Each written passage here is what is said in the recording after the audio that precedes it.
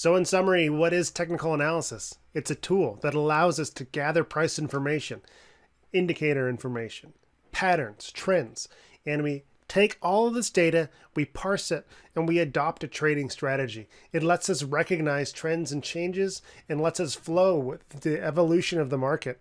It lets us create a trading plan using that strategy, using the recognition of the trends, and using that information that we've gathered.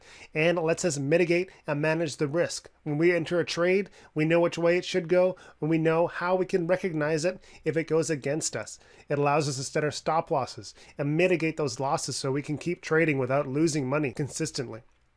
It allows us to create and execute a trading plan, and most importantly, it allows us to react to developments. A trend is in place until it is no longer in place. And what happens at those moments of change can be the difference between being a profitable trader or an unprofitable trader. Technical analysis allows you to do all of this.